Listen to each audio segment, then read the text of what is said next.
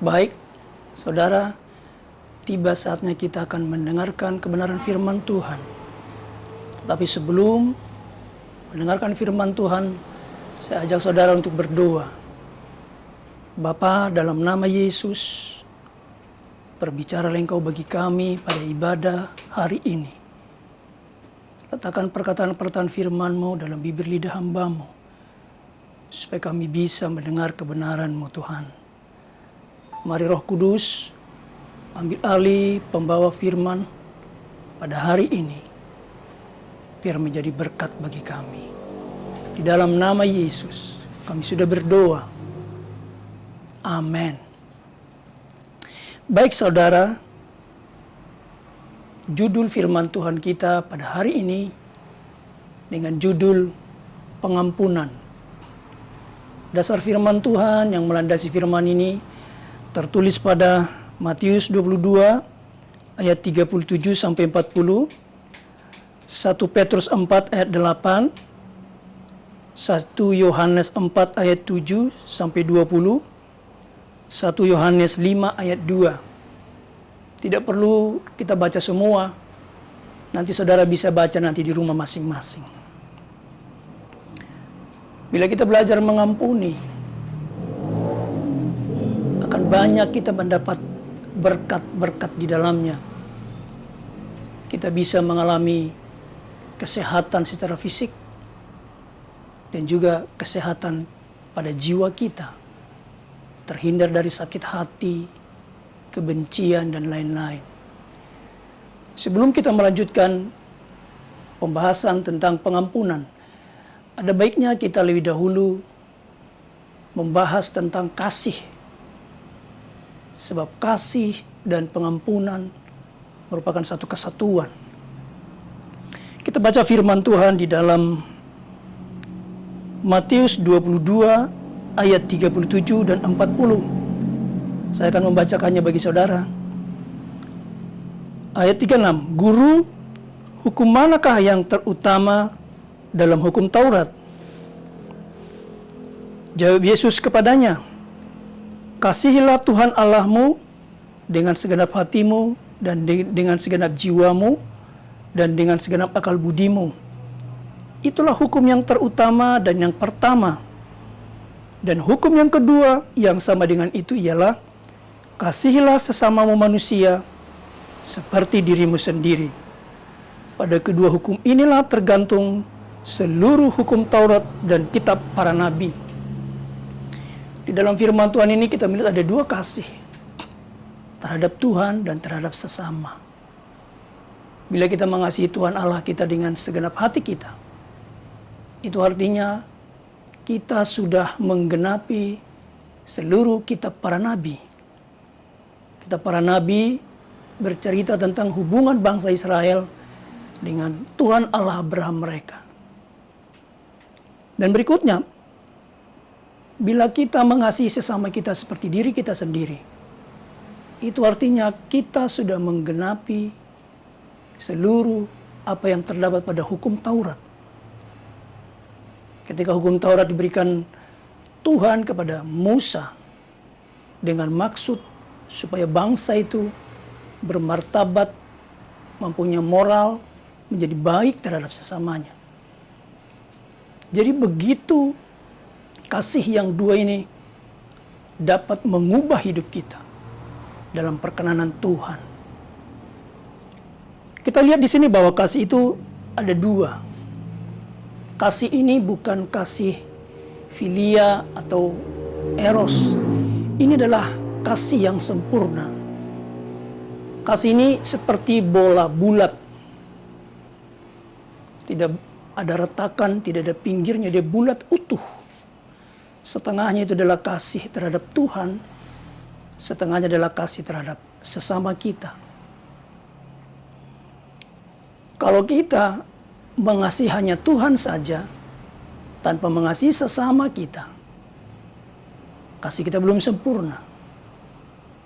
Kalau kita hanya mengasihi sesama kita, tanpa mengasihi Tuhan, kasih kita juga belum sempurna. Banyak orang berkata, aku bisa mengasihi sesamaku tanpa mengasihi Tuhan? Ya bisa. Tetapi kasih yang seperti ini tidak akan bertahan lama. Seiring dengan waktu akan mudah kecewa. Karena ini bukan kasih yang sempurna. Kita tidak bisa mengasihi sesama kita tanpa kita lebih dahulu mengasihi Tuhan. Supaya kita masuk ke dalam kasih yang sempurna. Jadi ketika kita mengasihi Tuhan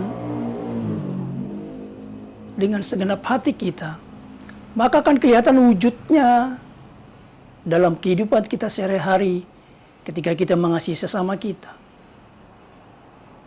Jadi mengasihi Tuhan, dampaknya akan kelihatan mengasihi sesama kita. Orang yang mengasihi Tuhan Allah, firman Tuhan berkata di dalam 1 Yohanes 5 ayat 2, adalah orang-orang yang melakukan firman Tuhan. Yang mengasihi Tuhan adalah orang-orang yang melakukan firman Tuhan. Apa isi firman Tuhan? Dalam kitab Perjanjian Baru, seluruh isi kitab itu selalu berhubungan dengan sesama kita. Di situ kita diajari supaya tidak sakit hati, marah, membenci, dengki, jahat. Itulah isi semua Injil. Supaya kita menjadi berkat. Jadi orang yang mengasihi sesamanya adalah wujud daripada kasihnya terhadap Bapa di surga. Jadi kalau begitu, di mana posisi pengampunan di dalam kasih? Ketika kita mengasihi seseorang, sudah tentu di dalamnya ada pengampunan. Tidak mungkin kita mengasihi seseorang tanpa ada di dalamnya pengampunan. Setiap hubungan pasti ada naik turunnya. Tapi yang membuat utuh hubungan itu adalah pengampunan tentunya. Karena itu ada 3 kebenaran yang kita dapatkan pada pengampunan. Ini penting. Yang pertama, pengampunan adalah kekuatan daripada kasih. Pengampunan itu kekuatan daripada kasih. Jiwanya, spiritnya, atau semangatnya itu adalah pengampunan. Maka melahirkan kasih yang sempurna. Ketika Allah Bapa di surga mengasihi manusia, Dia tidak hanya mengucapkan perkataan mengasihi, tapi berikutnya Dia melakukan tindakan, yaitu apa? Pengampunan di kayu salib. Jadi, ketika kita mengampuni sesama kita terhadap kesalahan-kesalahan yang mereka perbuat terhadap kita, yang menyakiti hati kita. Tetapi ketika kita mengampuni mereka, itu artinya kita mengasihi mereka. Ketika kita mengampuni suami kita, mungkin suami kita menyakitkan hati kita karena perilakunya di luar sana. Tetapi ketika kita mengampuni suami kita, sekalipun ada banyak kesalahannya, itu artinya kita mengasihi. Anak-anak kita banyak tingkah laku yang membuat orang tua sakit hati. Tetapi ketika orang tua itu mengampuni anaknya, itu artinya dia mengasihi. Ketika sesama pelayan atau sesama umat Tuhan dilukai, saling melukai, tetapi ketika kita mengampuni, itu artinya kita mengasihi. Seperti firman Tuhan dikatakan 1 Petrus 4 ayat 8. Tetapi yang terutama, kasihilah sungguh-sungguh seorang akan yang lain. Sebab kasih menutupi banyak sekali dosa. Menutupi banyak dosa. Mengabaikan. Menghilangkan. Melupakan. Mungkin kita pernah mendengar perkataan orang atau di televisi kita dengarkan ketika ada satu konflik antara yang satu dengan yang satu di tengah masyarakat. Kami sudah memaafkan kok. Kami sudah mengampuninya. Tetapi persoalan hukum tetap dilanjutkan. Itu bukan kasih. Itu tidak kasih yang sempurna. Tetapi yang Tuhan kehendaki adalah ketika kita mengampuni, itulah wujud kasih kita terhadap sesama kita. Implikasinya apa? Adalah itulah wujud kita mengasihi Bapa di surga. Amin. Jadi tanpa pengampunan, tidak ada pengampunan, maka kasih itu kan palsu. Mari belajar mengampuni. Memang tidak mudah. Supaya kita membuktikan diri kita mengasihi Tuhan Allah kita. Karena kualitas ini adalah kualitas kasih yang sempurna. Dunia tidak bisa memilikinya. Yang kedua, mengampuni berarti memahami. Memahami persoalan hubungan, memahami konflik. Kita harus memahami, maka kita bisa mengampuni. Bagaimana kita cara memahaminya? Kita harus belajar dapat melihat dari sudut pandang yang lain, dari angle yang lain. Sekalipun posisi kita benar, tetapi kita harus belajar keluar dari posisi kita melihat dari sudut pandang yang lain. Ketika kita melihat dari sudut pandang yang lain, maka penilaian kita pasti berubah. Karena itu, kita harus belajar keluar dari posisi kita sekalipun benar untuk melihat dari perspektif yang lain. Karena disitulah pentingnya kita hubungan dengan Roh Kudus. Roh Kudus akan menolong kita untuk beranjak dari posisi kita, untuk dapat melihat dari sisi yang lain, sehingga kita bisa mengasihi dengan sempurna. Kita bisa mengampuni di dalam kasih. Roh Kudus banyak cara, dia bisa memakai orang, sehingga kita bisa melihat dari sisi lain. Dia bisa memberikan hikmat, dia bisa memberikan firman Tuhan, sehingga kita bisa melihat dari sisi lain. Contoh sederhana, ketika kita misalnya sedang bawa mobil, tiba-tiba ada mobil yang kenceng di sisi kanan kita, hampir bersenggolan, dan kita terkejut. Posisi kita sebenarnya orang yang benar. Kita wajar untuk marah. Tetapi sebagai orang Kristen, kita harus memiliki pengampunan di hati kita. Bagaimana caranya? Kita keluar dari persoalan itu, melihat dari sisi lain. Misalnya, jangan-jangan istrinya sedang mau melahirkan di mobil itu. Atau jangan-jangan di dalam mobil itu ada orang sakit yang buru-buru dibawa ke rumah sakit. Ada banyak kemungkinannya. Sehingga mengurungkan niat kita untuk marah atau emosi. Itulah disebut ada pengampunan. Berikutnya, pengampunan itu adalah Yesus sendiri. Amin. Wujud dari kasih Bapa dari surga kita terima ketika Yesus disalibkan. Yesus memeluk kita dengan kasih-Nya. Yesus mengampuni dosa-dosa kita. Dia rela mati di kayu salib untuk mengampuni kita. Karena itu kita belajar memandang kepada salib.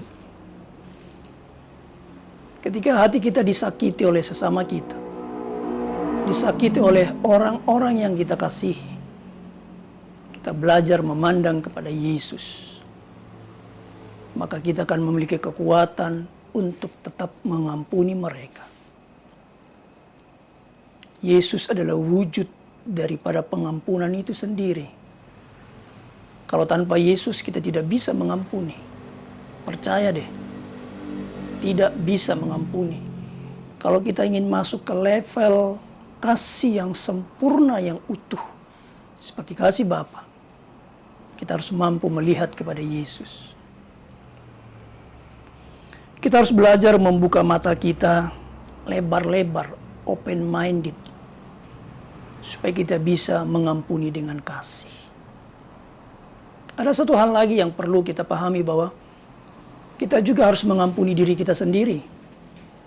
Barangkali di masa lalu banyak hal yang kita lakukan, kebodohan, kecerobohan, kelalaian, sehingga pada hari-hari ini kita dirugikan oleh masa lalu kita.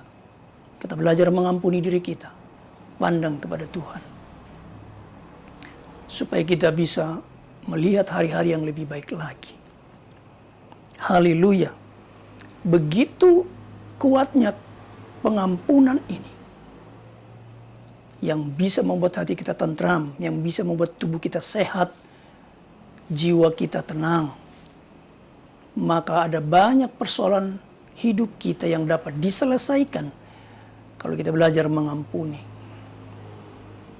Miliki sebuah hati yang sedalam dan seluas lautan, maka Yesus akan memberikan kita untuk dapat selalu melihat banyak hal melalui mata Yesus. Ketika ada konflik, kita melihat dengan mata Yesus. Ketika kita melihat konflik antar sesama orang-orang yang kita kasihi, kita melihat dengan cara mata Tuhan melihat. Dan itu akan membuat kita menang senantiasa. Haleluya, amin. Mari kita berdoa. Bapa, terima kasih untuk firman-Mu. Kau yang telah melakukan, Tuhan, kasih yang sempurna melalui anak-Mu bagi kami. Dan biarlah kuasa salib itu terus bekerja di hati kami, supaya kami dapat mengampuni di dalam kasih. Berikan kami kekuatan yang Kau miliki ketika Engkau di kayu salib. Berikan kami kekuatan yang Kau miliki ketika Engkau di Taman Getsemane, supaya itulah yang membuat hati kami tetap kuat di dalam mengampuni dalam kasih. Siapapun hari-hari ini Tuhan, umat-Mu yang ada yang dalam kekecewaan oleh karena hubungan terhadap orang yang kasihi, kuasa salib Kristus pada saat ini memulihkan hubungan mereka, mengampuni mereka, dan mereka akan dipulihkan. Ada damai sejahtera di antara mereka, baik suami istri, hubungan anak dengan orang tua dan sesama. Dan pada hari ini firman ini membangun mereka, dan nama Tuhan dipermuliakan di tengah-tengah mereka. Dan inilah doa kami dan firman-Mu Tuhan. Terima kasih. Dalam nama Yesus kami sudah berdoa. Haleluya. Amin.